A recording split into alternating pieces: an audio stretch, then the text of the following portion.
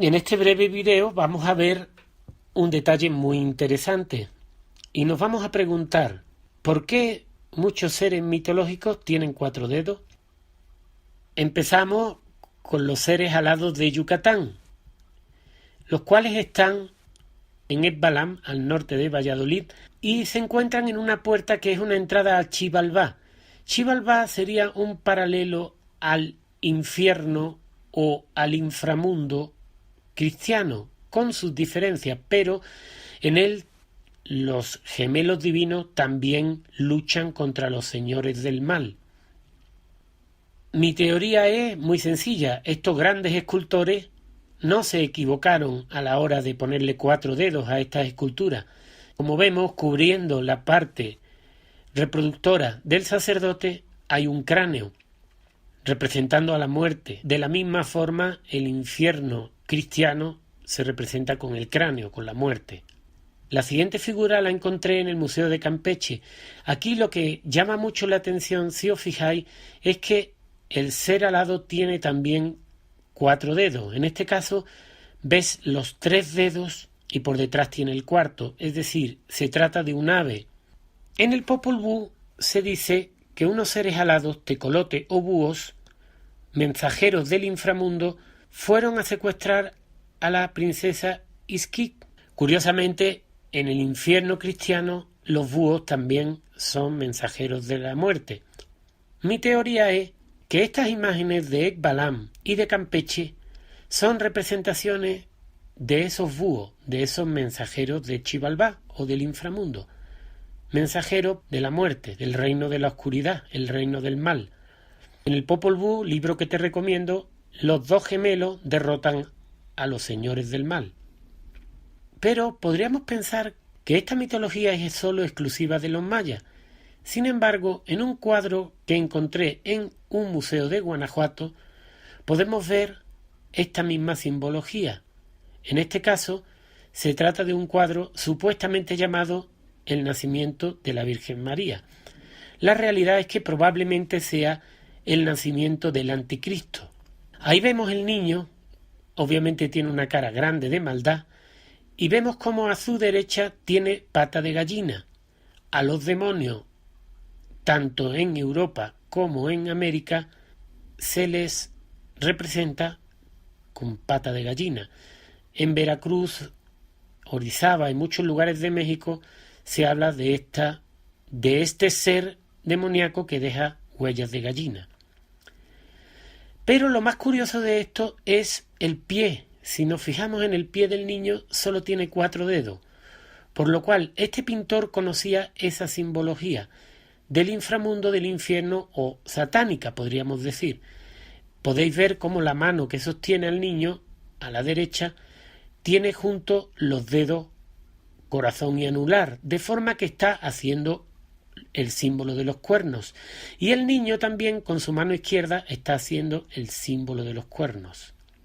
Muchas veces se nos olvida que los artistas religiosos usan una gran cantidad de recursos para mostrarnos historias con mucha profundidad, y detrás de un cuadro o de una escultura se puede encontrar muchísimo.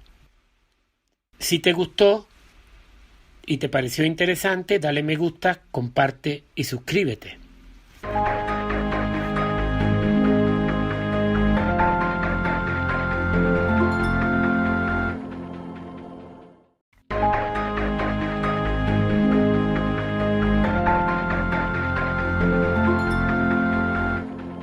En este video vamos a hablar de los dioses que caminan por el agua. En la estela que vemos, la estela 1 de Izapa del Museo de Antropología e Historia de México, está representada, según la versión oficial, una imagen del dios maya de la lluvia Chaak pescando y caminando por el agua. La estela muestra a esta deidad como pescador.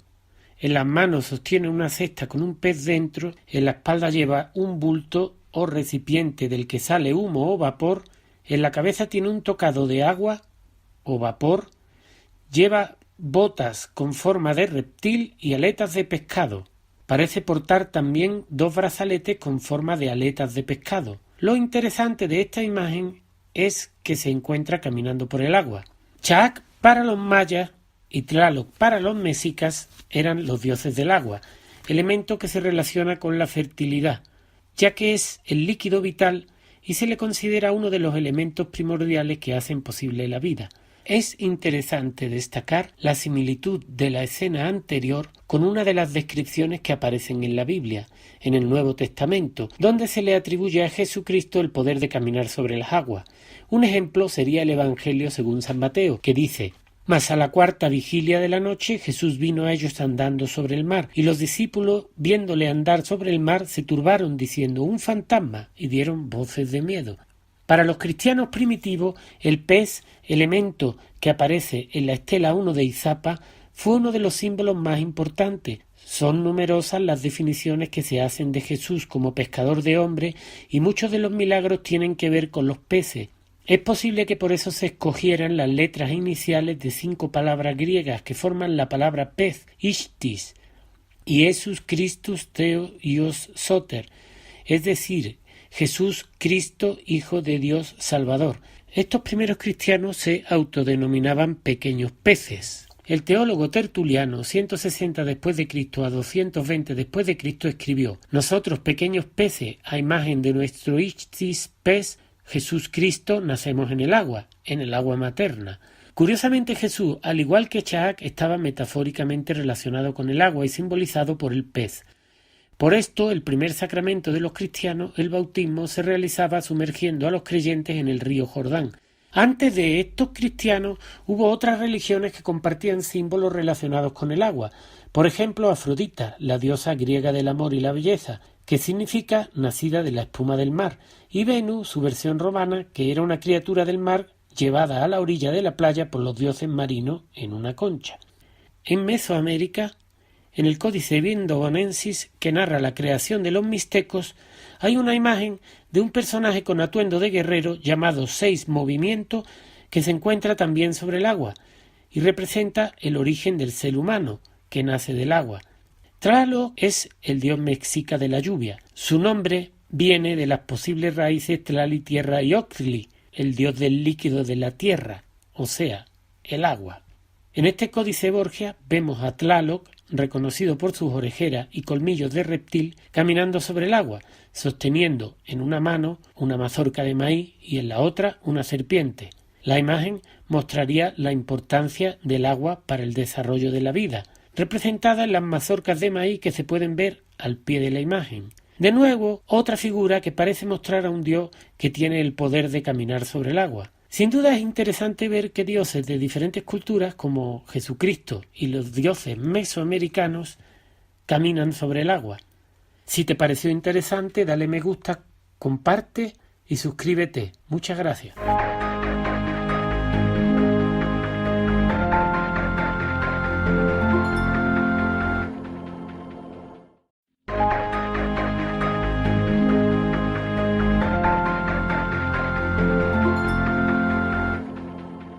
En este corto vídeo vamos a ver lo importante que era la madre para algunas civilizaciones antiguas y cómo la maternidad era sagrada. Estamos viendo en la primera imagen a dos figuras egipcias, una de las cuales está enseñando su pecho, símbolo del alimento de la madre, y a la derecha una que sostiene un niño. Vemos la misma posición en una figura prehispánica en el Museo de Antropología de México. Y aquí en la tercera vemos a la Virgen María en una iglesia de Évora, Portugal, haciendo el mismo gesto, mostrando su seno, que es con el cual se alimenta el niño. La palabra madre proviene de mater en latín, que también significa matriz, y también materia prima, porque es gracias a la madre que se produce la vida. Siguiendo viendo imágenes de la madre en culturas antiguas, vemos a la izquierda una imagen de una cultura del centro de México, prehispánica, y a la derecha vemos a una madre maya con su hijo debajo de su manto. Aquí vemos, por otro lado, una mujer en la izquierda, también mesoamericana, de México, mostrando su vientre, está embarazada, y a la derecha una también mesoamericana que muestra su vientre. El Mahabharata de la India, en el cual se basa el hinduismo, muestra el gran respeto que tenían los pueblos antiguos a la madre. Y en uno de sus capítulos se dice: yo soy tu madre y es tu deber complacerme. Así pues debes obedecerme. Este dharma es mucho más importante que cualquier voto que hayas hecho. Lo cual quiere decir que el dharma, ley divina de lo correcto, dice que respetar a la madre es el voto más importante que una persona puede hacer. En el caso del Antiguo Testamento también Éxodo, en el Decálogo, dice: respeta a tu padre y a tu madre para que se prolongue tu vida sobre la tierra que Yahvé tu Dios te da. Y el Deuteronomio, otra formulación del Decálogo, dice: honra a tu padre y a tu madre como Yahvé Dios tuyo te lo tiene mandado, y tus días se prolongarán por mucho tiempo, y te irá bien en la tierra que Yahvé tu Dios te da. Y terminamos con una imagen muy curiosa, que es la Virgen de la Leche, en Plasencia, en Extremadura. La Virgen María, símbolo también de la madre, está dándole a un niño Jesús su alimento. La conclusión es que para los pueblos antiguos la maternidad era muy importante. La madre y el hijo está ampliamente representada en todas las culturas. Si te gustó, suscríbete, dale me gusta y comparte. Y muchas gracias.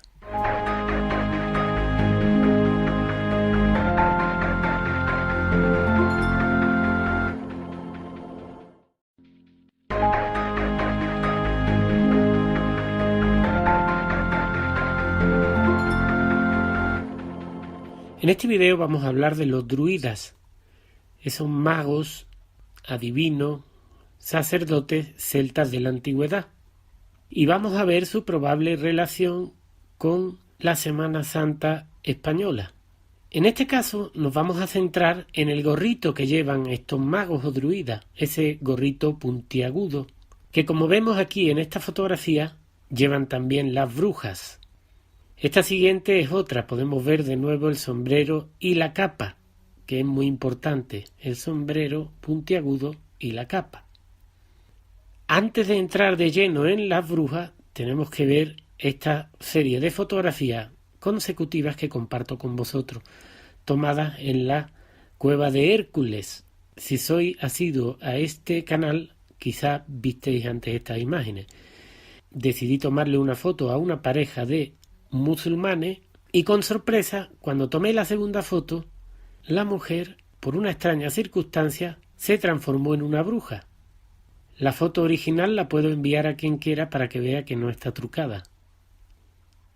Y al final hubo como una especie de portal o de luz fuerte que hizo un dibujo bastante extraño, podéis ver en el suelo. Dicen en España que de que vuelan, vuelan. Y en este caso vamos a dar un salto en la historia y nos vamos a ir a España antes de la llegada de los romanos. La cueva de Hércules, donde fotografié esta supuesta bruja, está abajo del todo, en el estrecho de Gibraltar, debajo de Turdetania, donde estaban los turdetanos, hoy Andalucía. Y si miramos un poco a la izquierda abajo, vemos los celtici, es decir, los celtas.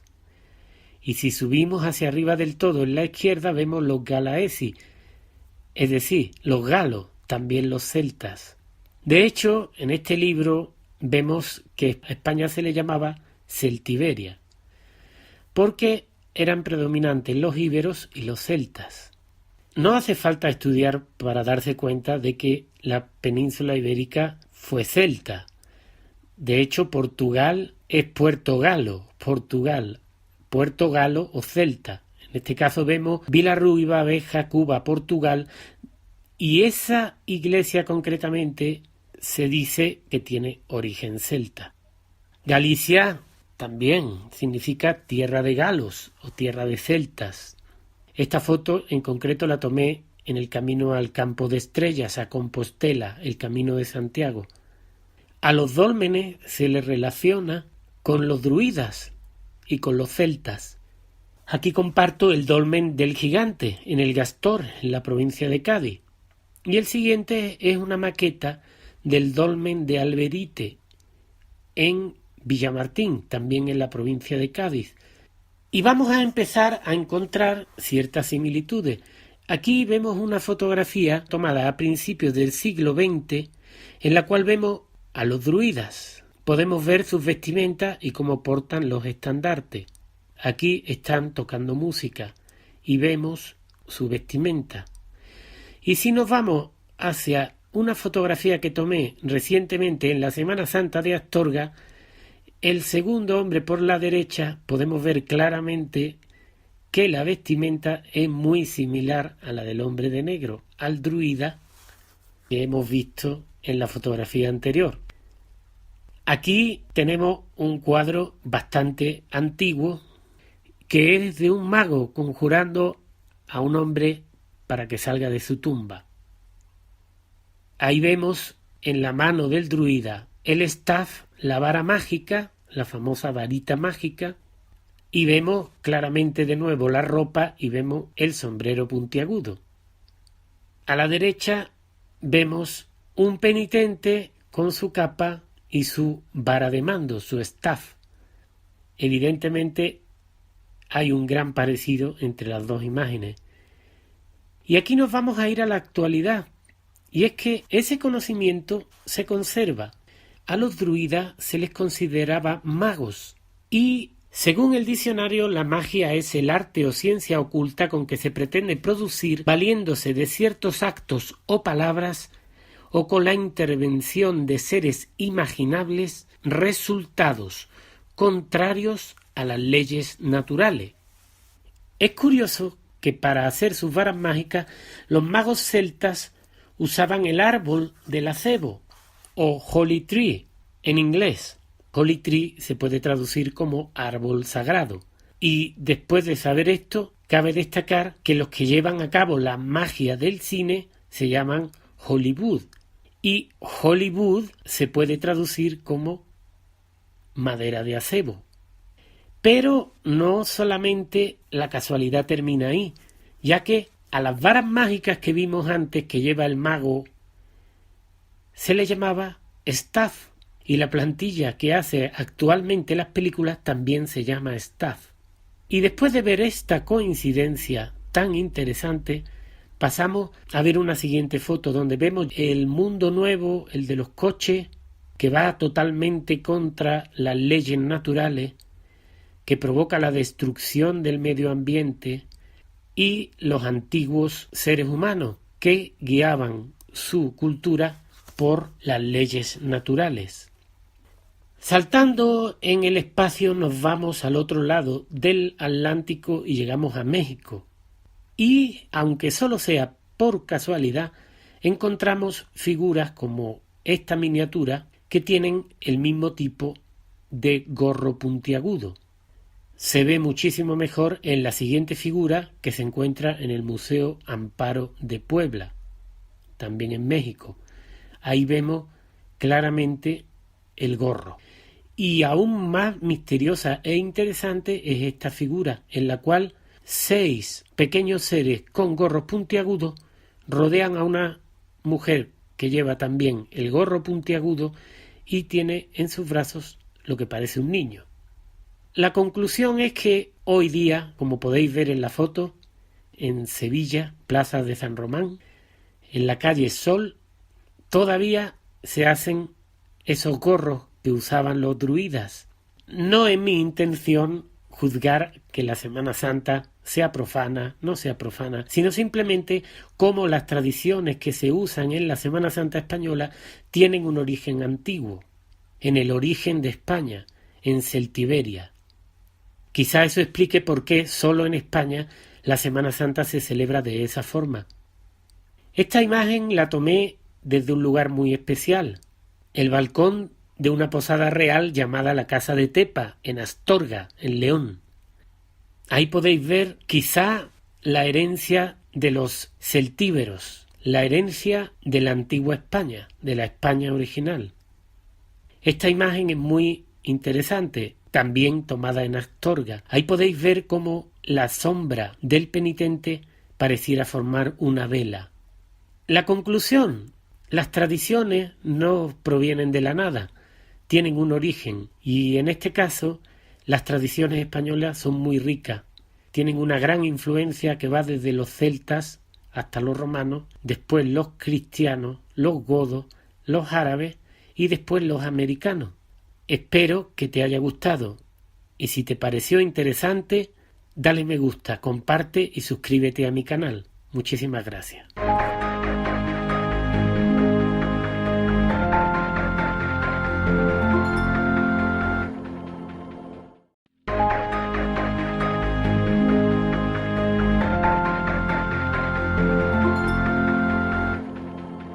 En este breve video vamos a ver una pieza arqueológica que se encuentra en el Museo de Antropología e Historia de la Ciudad de México. Se trata de una estela al dios Ejecatl, dios del viento.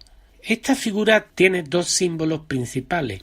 El de arriba, como vemos, es un caracol, el caracol con que este dios crea la vida. Y el que vamos a analizar es el que está debajo, un símbolo circular en el que dos mitades se juntan. Este símbolo seguro que a muchos de vosotros os sonará, ya que se encuentra también en China, y es conocido como el yin-yang. Es un símbolo de la dualidad, del día y la noche. Son los dos opuestos eternos que se complementan. Pensamos que la simbología mesoamericana y la simbología china están separadas, pero cuando observamos estas piezas nos damos cuenta de que tienen símbolos en común. Esta misma simbología también se encuentra en la Iglesia Católica, en la Basílica de Nuestra Señora de Guadalupe, en el templo más antiguo, arriba del Tepeyac, encontrarás este altar en el cual están esos dos opuestos, el sol y la luna, que aquí lo vemos en una representación clásica de la mitología maya y azteca. Esta foto la tomé precisamente en un restaurante en Teotihuacán, en México. Y aquí toca contar el mito griego, en el cual los seres humanos originalmente nacieron con 4 brazos, 4 piernas y 2 caras, y Zeus los dividió en 2, haciendo que pasaran sus vidas en busca de su alma gemela, de su otra mitad. De ahí proviene el dicho de la media naranja. ¿Es casualidad que ambas civilizaciones compartan el mismo símbolo? ¿Hubo un origen común? Una gran coincidencia entre dos civilizaciones supuestamente separadas en el pasado. Si te pareció interesante, dale me gusta, comparte y suscríbete. Y muchas gracias.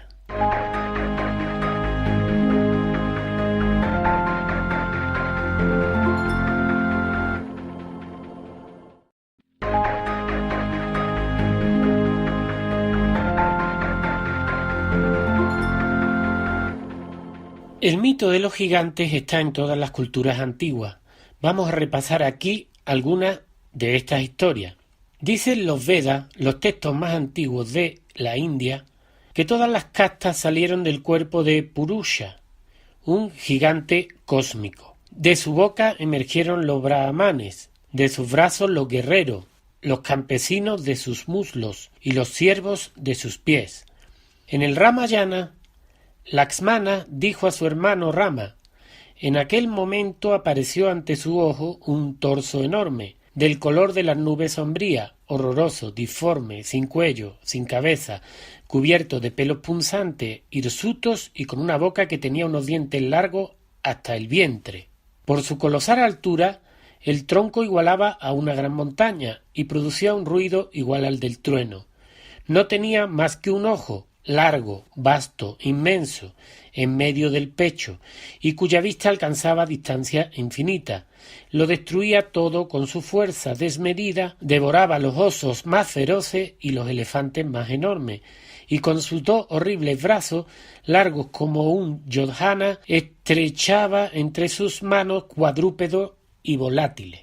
En otros libros indios se menciona a los Raksasas como genios maléficos, gigantes enemigos de los dioses, como Ravana en el Ramayana. Otros son especies de ogros o vampiros, ávidos de sangre y de carne humana que frecuentan los bosques y los cementerios, como Idimha en el Majábharata. Estos gigantes de un solo ojo se encuentran en la cultura griega. En Grecia, el geógrafo y viajero Pausanias afirmaba que al acoplarse la tierra con el cielo dio origen al océano, del cual surgieron los titanes, que quiere decir gigantes, de los cuales Cronos es el del tiempo.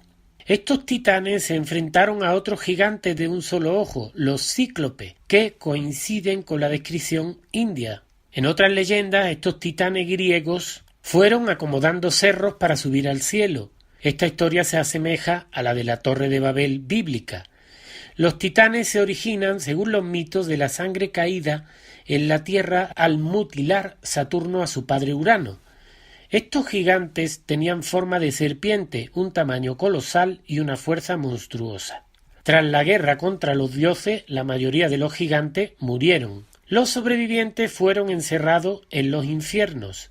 La sangre que derramaron durante la guerra engendró a una raza de hombres perversos que Júpiter, Deus Pater, Zeus, anegó en el diluvio del Decaulión. Esta historia coincide también con la historia de Noé y el diluvio universal que viene en el Antiguo Testamento. En Sumeria se descubrió una torre que se cree que era la Torre de Babel, la cual debió ser destruida en época de Hammurabi, 2000 años antes de Cristo. El rey sumerio Nabopolassar dejó estas palabras: en aquella época me ordenó Marduk echar los cimientos de otra torre de Babel, análoga a la que en época anterior a la mía fuera destruida, asentándolos en el mismo seno de los infiernos, mientras que su cima debía alcanzar el cielo. Y Nabucodonosor, su hijo, continuaba: me dispuse a colocar la cima de Etemenanki para que desafiase al cielo. El historiador griego Heródoto indica que en su visita a Sumeria vio 8 torres colocadas una encima de la otra, cada vez más estrechas, hasta que en la más alta se hallaba el templo. La torre estaba situada en la llanura denominada Sachem, que significa sartén. Era un sigurat, torre o pirámide escalonada sumerio-babilónica llamada Etemenanki, que significa la piedra fundamental del cielo y la tierra. La Torre de Babel estaba rodeada por una muralla junto a la que había una gran cantidad de edificios relacionados con el culto. Dentro se hallaba el templo de Marduk, cubierto de oro y adornado de azulejos que deslumbraban a gran distancia. Sobre la Torre de Babel el Génesis 11 dice: tenía entonces toda la tierra una sola lengua y unas mismas palabras. Y aconteció que cuando salieron de oriente hallaron una llanura en la tierra de Sinar, y se establecieron allí, y se dijeron unos a otros: vamos, hagamos ladrillo y cosámoslo con fuego. Y les sirvió el ladrillo en lugar de piedra, y el asfalto en lugar de mezcla, y dijeron: vamos, edifiquémonos una ciudad y una torre, cuya cúspide llegue al cielo, y hagamos un nombre por si fuéramos esparcidos sobre la faz de la tierra. Y descendió Jehová para ver la ciudad y la torre que edificaron los hijos de los hombres, y dijo Jehová: he aquí el pueblo es uno, y todos estos tienen un solo lenguaje, y han comenzado la obra, y nada les hará desistir ahora de lo que han pensado hacer. Ahora pues descendamos y confundamos allí su lengua, para que ninguno entienda el habla de su compañero. Así los esparció Jehová desde allí sobre la faz de la tierra, y dejaron de edificar la ciudad. Por esto fue llamado el nombre de ella Babel, porque allí confundió Jehová el lenguaje de toda la tierra, y desde allí los esparció sobre la faz de toda la tierra. Sobre los gigantes, la Biblia dice en el Génesis 6: había gigantes en la tierra en aquellos días, y también después que se llegaron los hijos de Dios a las hijas de los hombres, y les engendraron hijos. Estos fueron valientes que desde la antigüedad fueron varones de renombre. También vimos allí gigantes, hijos de Anac, raza de los gigantes, y éramos nosotros a nuestro parecer como langostas, y así les parecíamos a ellos. Uno de estos gigantes era Goliat, quien fue derrotado por David. En una tablilla sumeria que se encuentra en Cáceres, Extremadura, podemos ver claramente imágenes que son de gigantes. Estos sellos de colecciones sumerias, hallados en diferentes lugares de Irak, datan del 3000 al 2400 a.C. Los mitos sobre gigantes también se pueden encontrar en Europa occidental. Así, una leyenda celta afirma que el dios Lugh apareció en el campo de batalla durante un combate y retó en duelo a Valor, jefe del ejército enemigo, dirigiéndole estas palabras: «Levanta mi párpado para que pueda ver al fanfarrón que me molesta». Como respuesta, Lugh, armado con su honda, igual que David, le lanzó una piedra con tal violencia que atravesó la cabeza de Valor, que era un gigante de enormes dimensiones. Esta historia pareciera también recordarnos la historia bíblica de David y Goliat. Los celtas se extendieron por toda Europa y llegaron a poblar zonas incluso del sur de España. Existen un grupo de dólmenes en las provincias de Cádiz y Málaga, cuya construcción es atribuida por algunos mitos a estos gigantes. Uno de estos ejemplos es la tumba del gigante de El Gastor, un dolmen de corredor formado por lozas de más de 3 metros de altura, un pasillo de 12 metros de longitud y una cámara de casi 4 metros. En la misma provincia, en el término municipal de Villamartín, se encuentra otro dolmen, el de Alberite. Justo enfrente del sitio existe una zona llamada Los Lugos, nombre en homenaje al dios Lugh, quien venció al gigante Valor en la historia celta que mencionamos antes. Por otro lado, el dios nórdico Odín, padre de los dioses, cavó una montaña, se convirtió en serpiente y después en águila para arrebatar el hidromiel a los gigantes. Al llegar al lugar donde se guardaba el néctar, sedujo a la hija de un gigante que era la guardiana de la bebida sagrada. Encontramos también muchos mitos sobre gigantes en América. En Perú encontramos a Viracocha, dios supremo que surgió de las aguas, creó el cielo, la tierra, los hombres, los animales y la primera generación de gigantes que vivieron en la oscuridad. Después los destruyó y los creó de nuevo a partir de la piedra, dispersándolos en las 4 direcciones del cosmos. En México, en el sitio arqueológico de Oxquintoc, en Yucatán, se encuentra uno de los laberintos mejor conservados del mundo. En 1842, el escritor John Lloyd Stephens y el dibujante Frederick Catherwood visitaron este laberinto y Stephens aseguró que le había impresionado más que el de Creta o que los túneles de las pirámides de Egipto. Víctor Chin Vergara, guía de Oxquintoc, quien participó en las excavaciones entre 1987 y 1991, me contó que la ciudad fue creada por 3 razas, gigantes, enanos y medianos, los cuales eran sabios sacerdotes, hechiceros y magos. Llegaron tras un viaje de 5 años por el agua y por debajo de la tierra. Se dice que el laberinto, el Satun Sat, fue construido sobre un túnel secreto por el cual llegaron estas 3 razas. Otro mito maya cuenta que la pirámide del adivino de Uxmal fue fundada por un enano y que existe un túnel que llega a Kabah. Cuando se traza una línea recta entre Uxmal y Kabah se observa que la ciudad de Oxquintoc está justo en medio. El libro de profecías mayas Chilam Balam de Chumayel dice sobre Uxmal: se marcaron con sangre las paredes de Uxmal, entonces fue robado el dragón de Chak-Chip-Chak, y el dragón de Sak-Chip-Chak fue robado, y el dragón de Ex-Yuan-Chak fue arrebatado también. No eran dioses, eran gigantes. Espero que disculpéis mi maya, no es muy bueno. Dragón se traduce como Canel, representado por una serpiente alada con plumaje de quetzal, en la que se encarnaba Kukulcán. El Chilam Balam continúa. Entró entonces Chak, el gigante, por la grieta de la piedra. Gigantes fueron entonces todos, en un solo pueblo, los de todas las tierras, y el primer rey fue Dios. Las cabezas gigantes de los olmecas, pueblo que fundó la cultura madre mesoamericana y de la cual provienen los mayas, parecieran corroborar estas leyendas de personajes gigantes. En los mitos nahuas del Valle de México se describen a estos gigantes con piernas deformes y se dice que vivieron en eras o soles anteriores a la del hombre. Se pensaba que estos gigantes todavía vivían dentro de la roca y podían resultar peligrosos cuando salían de su refugio.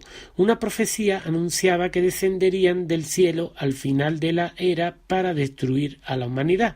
En la historia general de las cosas de la Nueva España de Fray Bernardino de Sahagún encontramos en referencia a Teotihuacán este texto: idos los sabios, los que en Tamoanchán quedaban, viéronse obligados a hacer frente a la ruptura de la tradición cultural producida por aquel suceso, y 4 ancianos que habían permanecido, entre ellos Ochomoco y Zipactonal, emprendieron el arreglo del calendario. Estando en Tamoanchán, iban de allí a orar en Teotihuacán, que, según esto, no estaba muy lejos. Se afirma que allí se enterraba a los señores y se mencionan las pirámides como obra de los gigantes. Dos pruebas irrefutables de la existencia de estos gigantes que, según estos mitos, habrían construido las pirámides están en dos códices mesoamericanos, el florentino y el vaticano. En el primero, como vemos, hay dos personas, una de las cuales es de un tamaño muy superior. En el segundo, el Códice Vaticano, se ve un grupo de personas arrastrando con unas cuerdas a un gigante herido con las vísceras fuera. Al sur de México, en el Cerro Verde, en la Mixteca Alta de Oaxaca, se encuentra una huella de gran tamaño que el mito atribuye al pie de un gigante. Se piensa que estos seres vivieron en la tierra antes que los seres humanos. Tras estos gigantes vinieron los mixtecos y después los actuales nativos. En el atrio del templo de la Virgen de la Soledad de la ciudad de Oaxaca existe una piedra que cubre la entrada de una gruta sobre la cual se afirma que tiene comunicación con el mar. Los abuelos dicen que esta piedra fue traída de lo más alto de la montaña por unos hombres gigantes, quienes taparon la entrada de la gruta hace varios miles de años. También existe el mito de que en la costa oaxaqueña hay un brazo de mar y que la ciudad puede inundarse o desaparecer si se mueve o si se quita esta roca. Esta historia se ha contado de generación en generación. En la Mixteca de la costa oaxaqueña existe otro mito de que un gigante, acompañado de animales de gran tamaño, llegó desde Tututepec para fundar la población de San Juan Colorado. Las huellas del gigante y de este ganado quedaron registradas en una piedra volcánica. Según los pobladores, en los años 60 unos holandeses, japoneses y estadounidenses llegaron al pueblo y la piedra donde estaba la huella del gigante desapareció.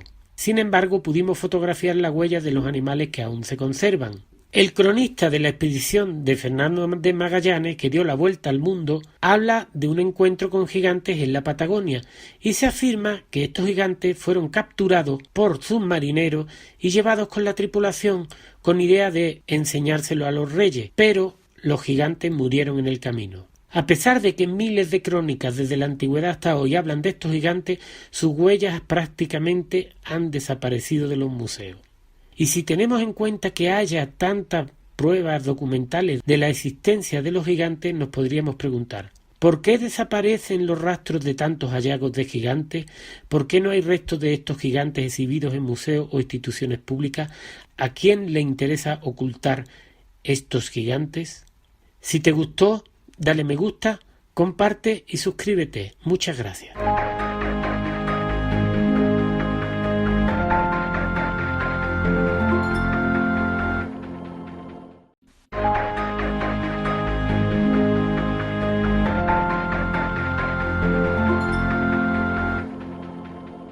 En este vídeo vamos a hablar de dragones. Empezamos con una imagen de un mural que tomé en Yucatán, concretamente en Maní. El mural narra una antigua leyenda maya que dice que un dragón o serpiente vivía en una cueva y que el pueblo tenía que entregarle un niño a una bruja y esta bruja se lo entregaba al dragón. Estas historias las hemos escuchado todos en Europa, en la cual los caballeros mataban al dragón que vivía en la cueva y pedía niños, mujeres, sacrificios y también alimentos, etcétera. He decidido poner la imagen de Yucatán porque podríamos pensar que las leyendas de los dragones y de las brujas que sacrifican niños serían solamente exclusivas de Europa. La boca del monstruo que vemos detrás la podemos ver en la ciudad maya de Ekbalam, al norte de Valladolid, y que supuestamente sería una entrada al Xibalbá, que es el lugar donde viven los señores del mal, según el Popol Vuh de los mayas quiché de Guatemala. Y según otros mitos, estos señores del mal son dragones o serpientes.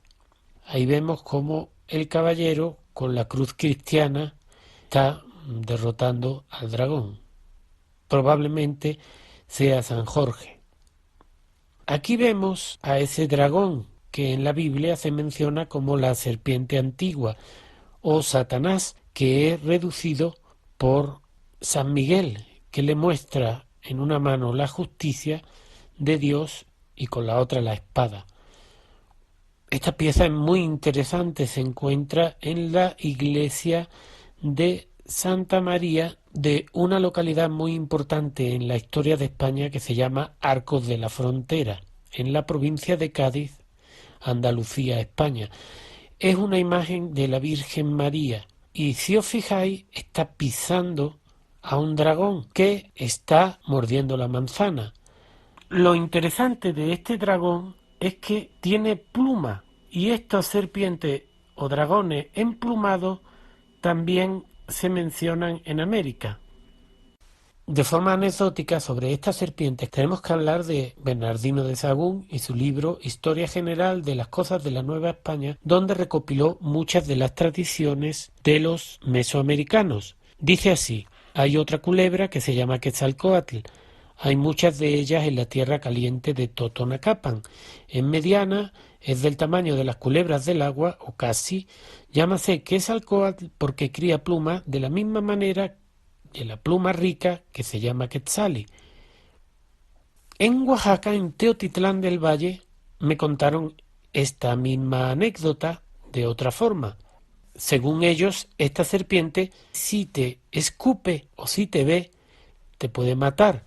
Eso me recuerda a una anécdota que conocerán muchos españoles, al menos los de el sur de España, ya que en Andalucía también se habla de esta serpiente con pelo. Se llama el alicante y sobre ella hay un refrán que dice: si te pica el alicante, que venga el cura y te cante. Quiere decir que si te pica, mueres seguro. Era un dicho básicamente hablando de los peligros de este animal. Siguiendo con estos dragones o serpientes, pero ahora volviendo a la mitología y a la religión, comparto unos cuadros que se encuentran en el Museo de Astorga, en León, que muestran demonios, dragones, torturando a un santo y tentando a un santo. Ahora vamos a ir a dragón, que viene del latín draco, que significa reptil o dragón, pero también dragón significa guardián o vigilante, y viene del vocablo griego que significa fijar la mirada o que mira con la vista fija. Daniel 4:13 dice: veía en las visiones de mi cabeza, estando en mi cama, y he aquí que un vigilante y santo descendía del cielo. En la traducción inglesa vemos que dicen angelic watcher, quiere decir vigilante angélico. Se dice en la Biblia, en Isaías: en aquel día el Señor visitará con su espada dura, grande y fuerte sobre el Leviatán, serpiente huidora, y sobre el Leviatán, serpiente retuerta, y matará al dragón que está en el mar. Dice Apocalipsis 12:9: y fue arrojado el gran dragón, la serpiente antigua, que se llama el diablo y Satanás, el cual engaña al mundo entero. Fue arrojado a la tierra y sus ángeles fueron arrojados con él. Podemos ver entonces que estos dragones o demonios, criaturas arrojadas desde el cielo a la tierra, viven entre nosotros, según la religión. Si bien no puedo demostrar que vivan entre nosotros físicamente, sí puedo demostrar que están en todas nuestras religiones, mitología, arte y cultura. Podría poner 1000 ejemplos. Esta me gusta mucho. Son 2 dragones que se encuentran en la puerta de una iglesia en Plasencia, en Cáceres, Badajoz.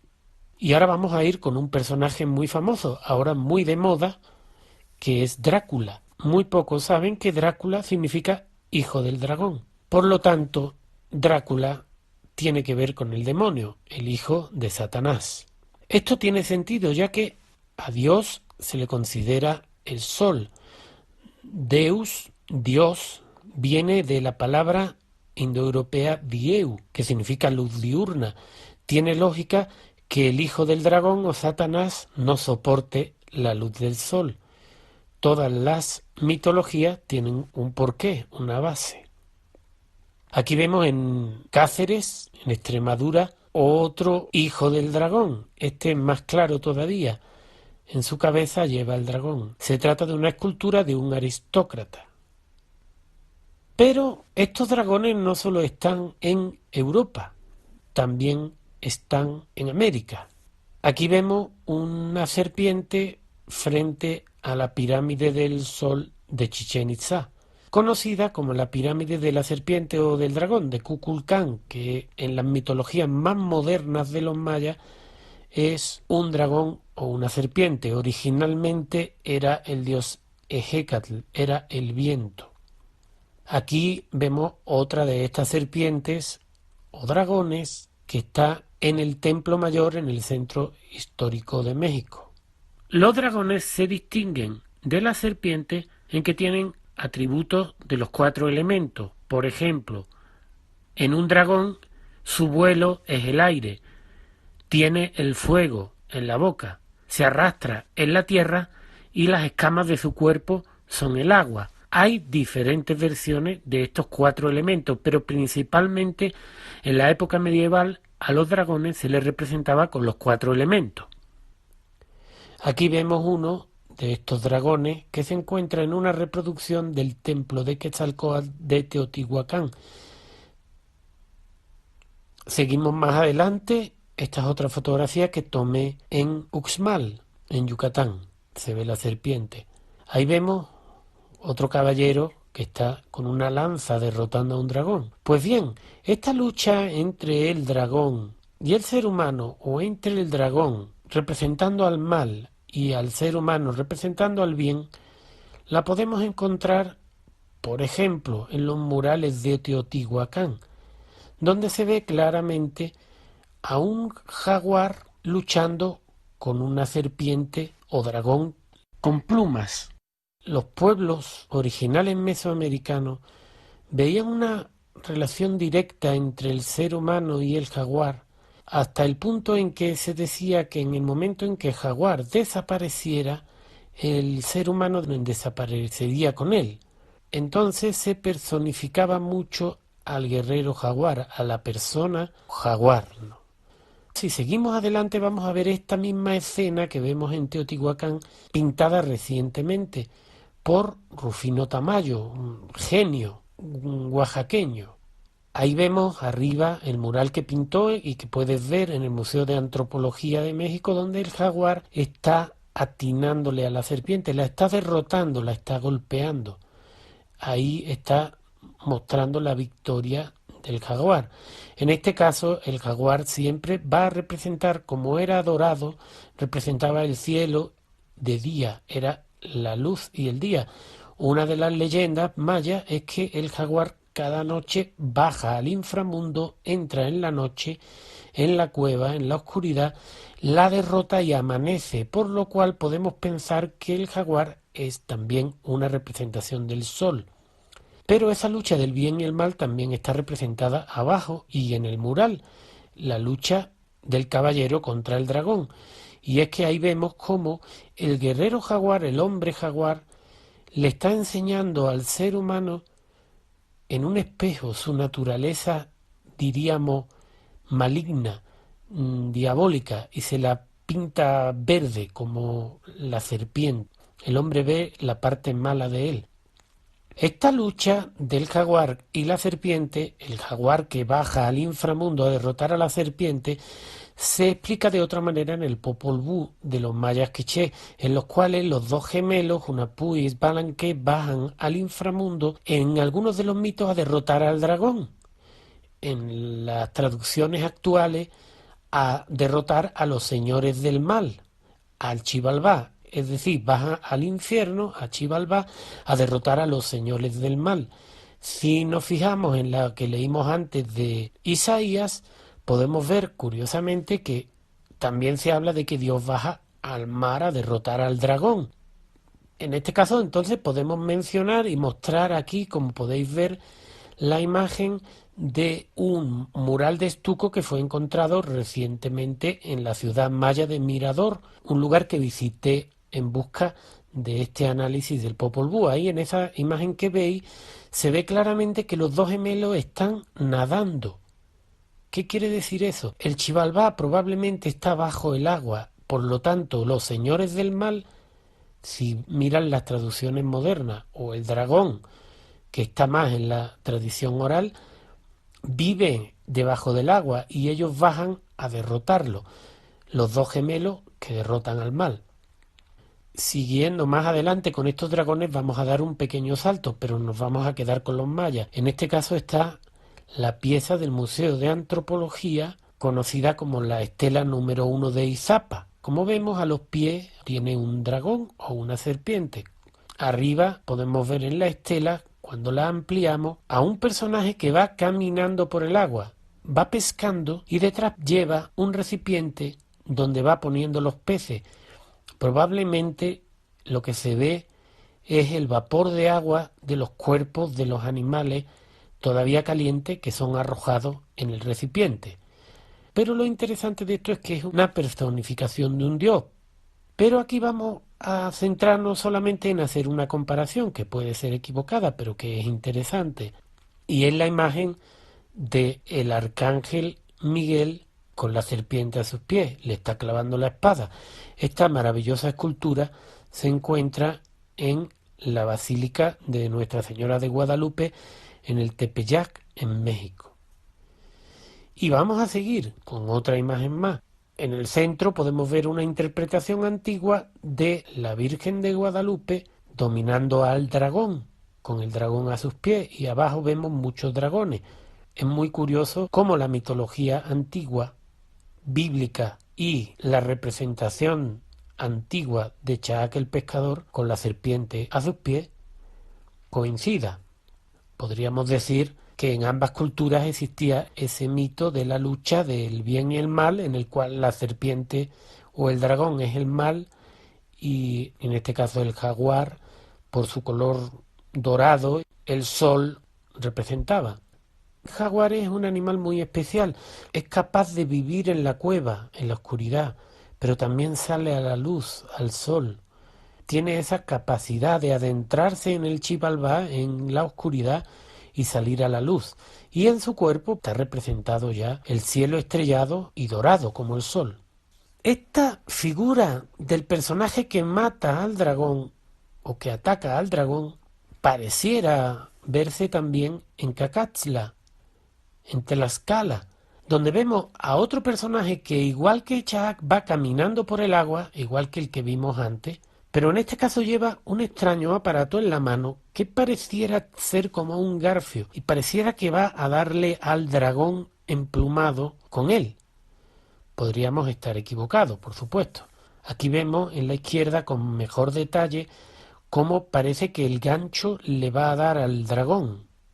Cuando nos vamos al libro egipcio de los muertos, nos encontramos que el dios Ra, que es el sol, el cual es representado como un conejo pero con piel y cola de leopardo, está matando al demonio Apep, que es la serpiente que vemos en el árbol del conocimiento que aparece en la Biblia. Seguimos con otra misma representación en el papiro de Hunefer, donde este dios jaguar está matando a la serpiente que está junto a un árbol.